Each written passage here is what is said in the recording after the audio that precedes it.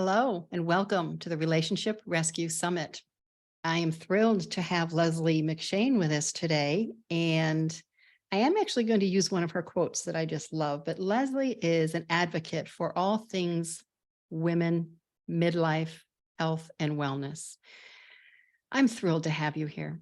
She is also a certified personal trainer, a writer, and podcast host of Redesigning Midlife. I'm thrilled to have you here, Lesley. Thank you so much for giving the time and your expertise and your beautiful energy. Oh, I'm so excited to be here because it is my new mission in midlife to empower as many other women as possible to know that they have the power to make the changes that they want in their life, in whatever way, fitness, Yes, nutrition, career, anything. You have the exactly. And power. that leads me to your quote, which I love. It's embrace the empowerment of midlife with the realization that it is never too late to feel amazing. I love Right? that. And it never is too late. It's never too late. No, No, no. no. Can you begin by telling us your journey? What brought you to this topic of midlife health and wellness for women, and maybe a little bit of your own personal experience? That's a long story, but I will cut that story short for you Okay. and for everyone that is watching, or listening. I spent, most of my life, in television, in film, in, making films for immersive theaters for museums. So Mm. I have an education background. I always wanted to be in television, but it was one of those things that I didn't want to just entertain. I wanted to entertain and educate. So that's the route that I took through my career in my 20s, Mhm. 30s, and 40s. In the meantime, I was also a competitive athlete. My husband and I both, well, he still races bicycles, but I raced Yes. bicycles for 16 years. And I tried every sport imaginable. I was not very good at a lot of them. I was okay at some of them, but I was really good at cycling. I'm a former national champion, and I also coached a junior cycling team Oh. um, about 10 years ago when my son was interested. Mhm. You can't find cycling teams for young kids, so No, I've not heard of one. we No. created one. um, and, and that was fun because I was able to use creativity and education, and I was coaching. And then, my son left, and so someone else took over cycling team. And, I'm in my career. And as I started to get toward midlife, I had kind of an itch. Like, there has to be something more. Is this all there is? I've got to find my next iteration. And right after I turned 50, like in the next year, then the pandemic hit. Mhm. Um, and I was writing a blog. It was one of those things where I love to write. I've always loved to write. And so I had started a blog. But, like we all do, we all face that imposter syndrome of, Ah, yes. I can't put this out there. Who's going to read it? And if somebody does read it, what are they going to think of me? And so I had to work through all these different layers of putting myself out there. And as I did that, I learned a lot about myself and about myself as a midlifer. And I was able to compassionately look at other women who were the same age and kind of going through the same need for something more. And doing the blog, and then someone said, you should do a podcast. Mm. And I was like, ooh, a podcast. I Right up your listened to alley. it. Yeah, I'd listened to a few. I was listening to Oprah's Sunday one, just various different ones because I was working on, my personal development. And so there are a lot of great personal development podcasts out there. And I'm like, oh, I can do that. But what am I going to do a podcast about?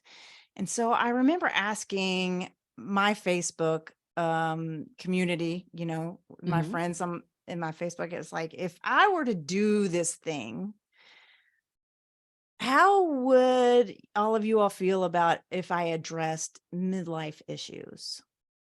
And I was blown away. I'm sure you were. Everybody had a story of Yeah. something that they wanted to talk about or have me talk about or address.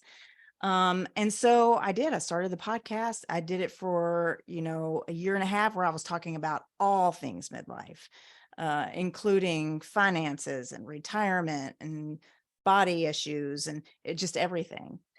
And then at a certain point, someone said to me, have you ever thought about niching down a little bit in your podcast? Um, you know, you you're a fitness gal. I mean, I'm an athlete. I've been an Yeah. athlete for many, many years. I know how to motivate myself to do that. And because this person that was talking to me, this was an area that she was having issues in. And she said, I think having somebody like you in my ear, encouraging me, motivating me, and, you know, going through health and wellness issues of midlife would be the right place for you. And I said, I think that you are right. And so that's how I kind of niched down into this health and wellness slash fitness and nutrition area when it comes to my podcast and the things that I'm offering. Which leads me to a question. Hmm. With everything that you've experienced, and we actually have been in the same circle for, gosh, it's been Couple a couple years. years now. Yeah. Yes. So I've had a lot of exposure to you and your work and even the fun stuff. And it's been a pleasure to watch you experience the things that you love. How do you feel? Because the summit is about relationships, and I might say to myself, well, how does all of this have anything to do with relationships? But what we don't realize, which I didn't realize for the longest time, is all the unique areas in life that really were affecting my relationship with myself, which I Mhm. was taking out to all my other relationships. How do you find what you're doing comes back and helps the individual with her relationship with herself and then carries over to other? How does it help and hurt? Well, you know, everything that has to do with how you feel, um, I feel goes back to your fitness and your overall health. Because if you don't have your health, if at some point you woke up and your health wasn't there or you were struggling with something, um, you want nothing more than to have it back. Yeah. Um, so it's one of those things where we need to get with ourselves to take care of ourselves now so that we don't get to a place where it's too, our health is gone and there's nothing that we can do about it except for maintain what we have at that moment. Um, Consistent exercise, it takes commitment, it takes discipline, it takes making promises to yourself that you keep. Um, and it's something that doesn't depend on anybody else. It is all up to you and the decisions and the choices that you make yourself Mhm. every single day. And once you're able to keep your promises to yourself, then it builds a trust up inside of yourself that you trust yourself. I mean, say you were working with someone every day and they kept telling you that they were going to do something every day, and then they didn't do it. And after a while you're like, you don't trust anything that they say. And the same is true for us. We Good tell point. ourselves, I'm going to eat better today. I'm going to get all my water today. I'm going to move my body. I'm going to get some exercise. I'm going to lift some weights. I'm going to do some cardio. And then you don't do it. And then you go through that every single day for a while. Then in your head, well, I can say it, but I'm not going to do it. But if you make the decision that you're going to do that thing, and then you do it, and then you do it again the next day and the next day, then you start to trust yourself that anything that you say that you can do, that you can, because you trust that you're going to make the right choices to do that thing. Does that make sense? It makes absolute sense. Yeah.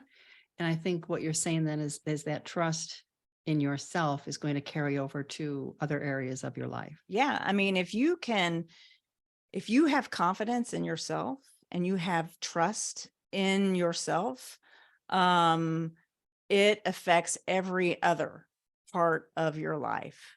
It improves your relationships with other people.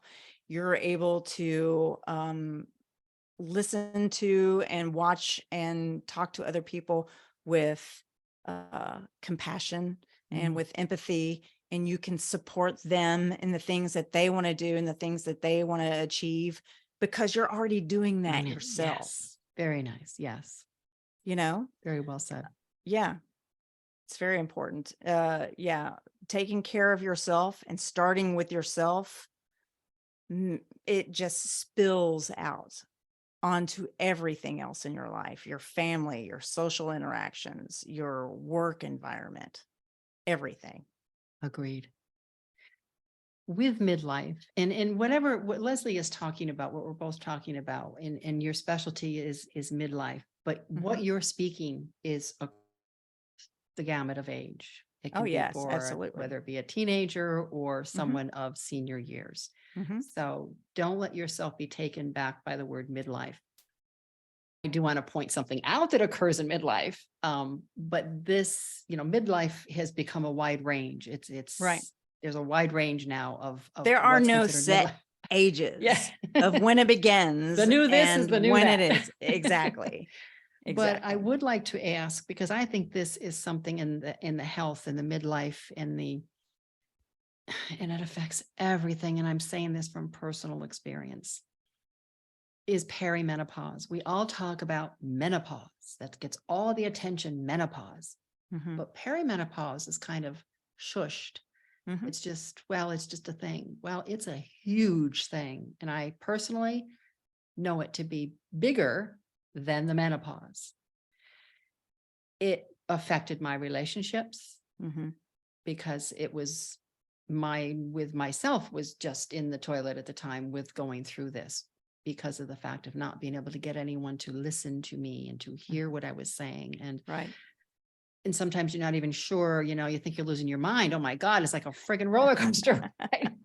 Yeah. But these things of health and wellness, whether it's physical, spiritual, mental, emotional, all this health is so important to everything that we do.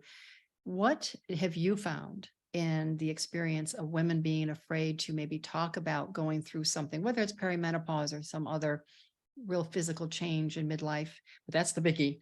And then there's, of course, the fear around the change. How do you find that? Have you had the experience yet, or working with your clients, of the experience of how they're navigating relationships with themselves and others going through that type of change? Well, I've found, and I have talked to a lot of women on my podcast. I like to have people who are forward thinkers in this area, because it has been a lot of hush hush. When I turned 50, the word perimenopause and the word menopause, nobody was talking about those.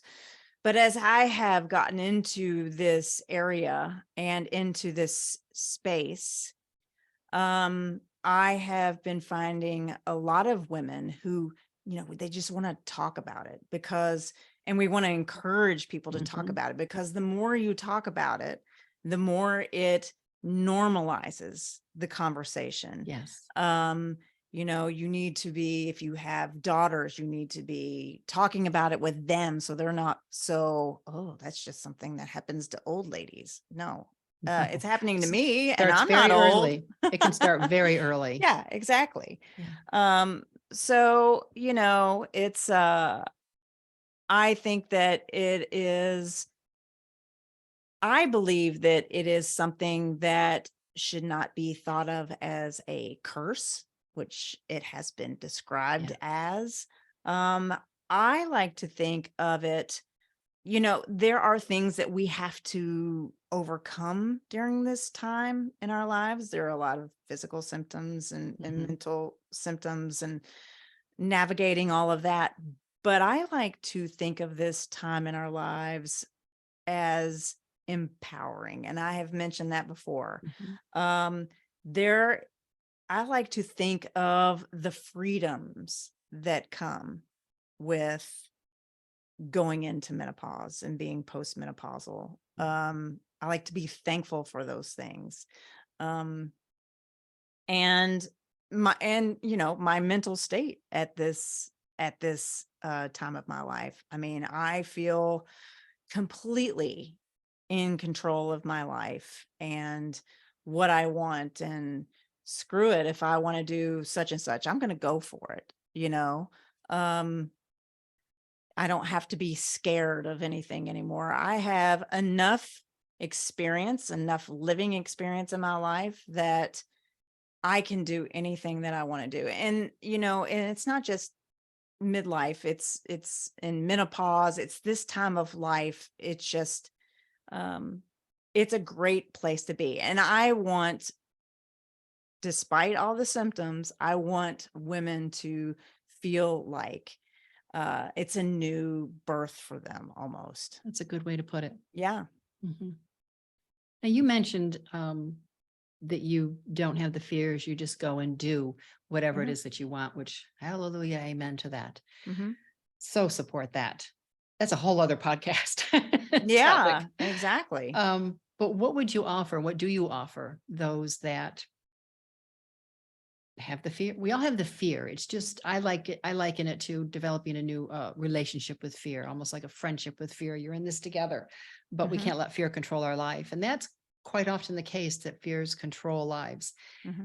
What do you offer for those that are afraid and they think, I can't, or I'm too, fill in the blank? Hmm. And on top of it all, their energy is probably already low and they're thinking, oh gosh, how can I exercise, move my body when I'm already feeling the way I am? What types of tips? And I know you actually teach a lot on your private group and social media on Facebook, Hmm. and I've enjoyed some of your videos that you teach.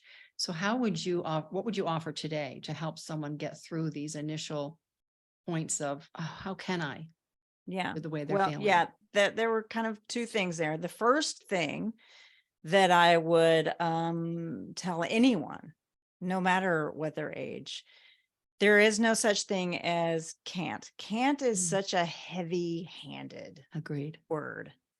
The second you say you can't do something, it does something in your head that won't allow you to bypass it. Uh, but if you say, I can, there's no reason why you can't do anything. You can work out, you can lift weights, you can become consistent with exercise, you can do anything. You just have to make the decision to do it. Um, the second part of that is, I'm too tired. I don't have any time. I'm too tired at the end of the day, or whatever. I can't because I'm too old. Um, those are all just ways around. Uh, that's just another one of those can't things. Of course you can. And the thing about it is, if you are consistent with exercise, if it's something that you incorporate, and we're not talking about hours and hours every day, we're talking about 30 minutes, maybe 5 days a week. We're talking 2.5 hours out of your entire week that you get a little exercise, whether it's cardio or it's resistance training or whatever. It has been shown that if you do that day after day after day, it empowers you and you will have greater energy levels if you do that. I wish I had like a percentage or something like that. It's one of those, take my word for it. But Well, if you exercise, you're going to have more energy to do everything. You're going to increase your stamina. And so that you're going to be able to go out and tackle all of your daily things, all of your responsibilities, and you're going to be clearer minded, and you're going to have better relationships, and you're going to be more productive all the way around. and one thing that I found, and you probably the first time you ever got on a bike, and there is something about and it's not like when you're a kid, it's different when you get on and you're cycling. And I can remember when I thought, I'm going to learn how to spin. And the first spin class I went to, I thought I was going to die, but I didn't die. Right. Second and third one, I thought I was going to die, but I still didn't die. You thought you were going to die just a little bit less. Just a little bit less. And it was scary. It was something new, the fear of the unknown. Right. But it's exactly what you're saying. When you step in to do something different that you thought you couldn't. And whenever I did something of that nature, for example, the spin, because then that got me outside on the bike. Right. And it was like, oh yeah. Oh, I'm all that and more now. Yeah. Feel the wind through my hair. Yeah, it just gives you, I felt jazz. And then the next question was, okay, what's next? Right. What else can I do that I thought I couldn't do? Exactly. And that then was all part of my personal growth, but it was really about learning about myself. And you're right, because it's a whole new friendship that you develop with yourself. Yeah. And you're sharing this excitement with yourself. And then you can't help but share it and have it roll over into other areas of whether it's even happier with strangers when you're out, sometimes it's just nice to say hello to somebody in the market, but it just carries over to everything. Yeah, absolutely. And not only that, you're becoming a role model for other people. Yes. Because people are watching you and they're seeing what you're doing and they're seeing the transformation and the changes in you. And they're kind of like, they're one of those, hey, if she can do it, then maybe I can too. And so you're continually spreading that hope to other people. Let me ask you this. I have a good one for you. Mm-hmm. I didn't lay this one on you early, so this will be a surprise. Okay. I was there, the biking, the gym, the challenges and having just a wonderful time and getting myself in such good shape. And when I'm thinking about the shape, I'm thinking about my health, my wellness. I want to be healthy. I want to be able to enjoy my grandchildren and to just be well. Then I developed a physical challenge that began to slow me down and take me out of the things that I was loving doing. And then when I moved here into the South, which began to help my joints, COVID hit. So between that process, and even though I continued to stay well through COVID, as far as losing weight and staying healthy and trying to find that balance of being in pain, but trying to stay healthy, that was a challenge. But then going through other physical changes within my body, it began to affect my weight. Now I've since gotten those in order, but my thyroid started to go off, and that's what I was having trouble with. There are these things that pop up and it's like, oh God, okay, now I've got to start all over again. But I can say with the work that I've already done, it hasn't taken me back where I'm taking it out on everyone around me. So that's a good thing. But how do you process and serve someone who thought, oh my God, I did all that work and now here I am and now I've got to, what can I do now? Or why bother? Sometimes the mind just goes crazy with telling us what we should and shouldn't do. Well, first of all, Feel sorry for yourself for a few minutes. 5 minutes. It's fine. It's fine. Feel all the feelings, be mad, be frustrated, and then say, on with the show. What's the new plan? Because, that's the thing. You were talking about, working outside of your comfort zone and moving to the next thing. It's just another iteration. It's kind of like, okay, so I'm not going to do that anymore. So what am I going to do? And it may be trial and error of what feels good. The thing is, you can't stop. You can't stop, especially the older you get, the longer you stop, the harder it is to start again. And if you've been working and then you get hurt or you go through something, it's much easier to begin doing something else because you already have a certain amount of fitness already. So you're starting from here and building up as opposed to at zero and building up. So like I said, feel sorry for yourself for 5 minutes and then be like, okay, well, let's get out the whiteboard and let's see what we can do and what we can change. I'm going to try this. No, that didn't feel good. I didn't really like that. Oh, I love okay, that you're going there. I'm going to try that. All right, I like that. Okay, maybe I'll do that every now and then. Because that's the thing. Whatever you enjoy doing, you don't have to do that Thank thing you. every single day. Or I mean, that a everyone lot- else is doing. Right, exactly. I mean, I happen to love riding my bike and I do that every day, but I do get tired of that and I like to switch it up with a walk or attempt to run until my knees decide they don't like that anymore. But there are a lot of people who, they like to do a HIIT cardio workout on Monday. They like to take a walk on Tuesday. They like to do yoga on Wednesday. They like to do, I don't know, maybe chase their grandkids around on Thursday. And then on Friday, they rest. You always have to have a rest day in there somewhere. So, there is no one set way of getting consistent exercise. When I say consistent, I don't mean like you have to do that thing every day. It's just you're moving your body, you're increasing your heart rate, you're working on your cardiovascular health.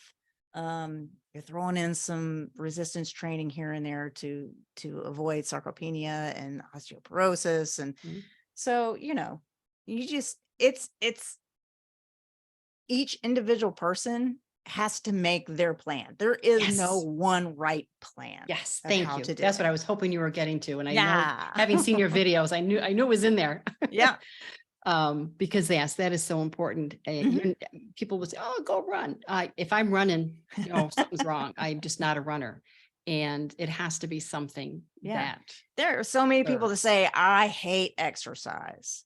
And that's a pretty broad statement. That's Yes. very broad. Now, if you consider exercise to be riding a bike, running, or swimming, then you don't like those three, then you don't like exercise. But exercise can be so many things, so many things. Yoga is exercise, pickleball, golf, anything that raises your heart rate for a certain amount of time. That's exercise. Sex, that's exercise. There you go.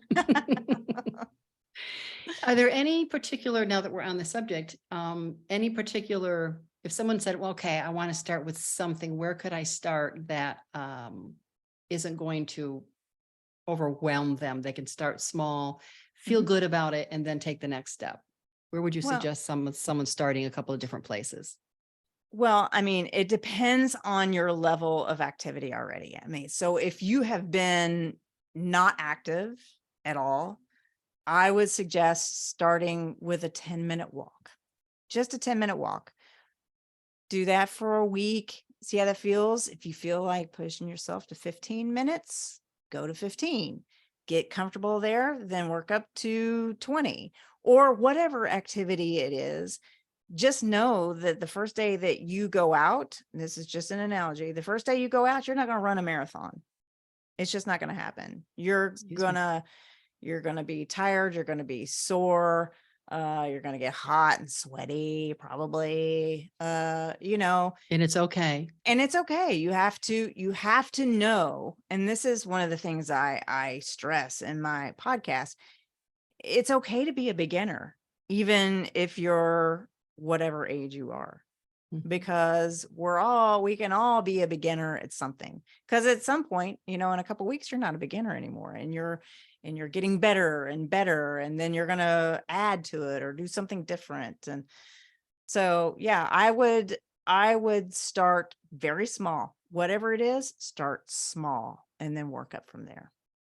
And also I would add the awareness of body and how you're feeling and the hormonal changes in your mood change. Mm-hmm. And then it won't be long before you are seeing a different interaction with the people that are in your life. Yeah. Yeah. Yeah. Exercise is definitely a big proponent to help you deal with perimenopause and menopause symptoms, along with good nutrition. I was going to throw that in there, but since I'm here for fitness, I'll say it's for fitness.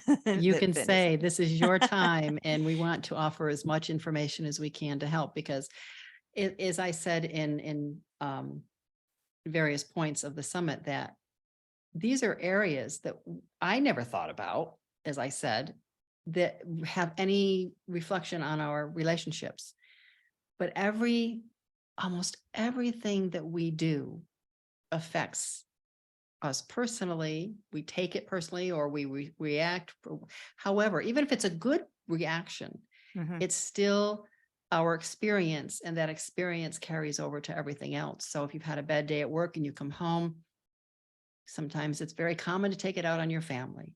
Yep. If you have a great day, you come home, you share that goodness with your family. And we don't necessarily think of various points even going into your closet, which is one of our summit interviews. Who would ever think your closet would have anything to do with your relationships? But it most certainly does. And we don't think about these things. And the more we can go, oh, okay, I get it. Yeah. And it's not meant to overwhelm people.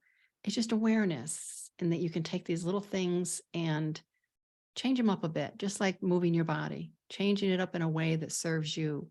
And even Lesley offers her workouts right on her page. It's something you could do with Lesley, and Yeah. join her in those right on Facebook.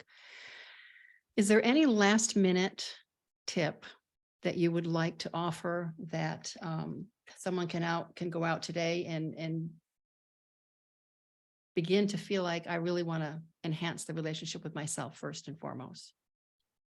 Yeah, I would really, really encourage everyone to focus on their fitness, because, like I said at the beginning, if you feel good about yourself, it touches everything in your life. And the thing about exercise and consistent exercise is that it doesn't take talent.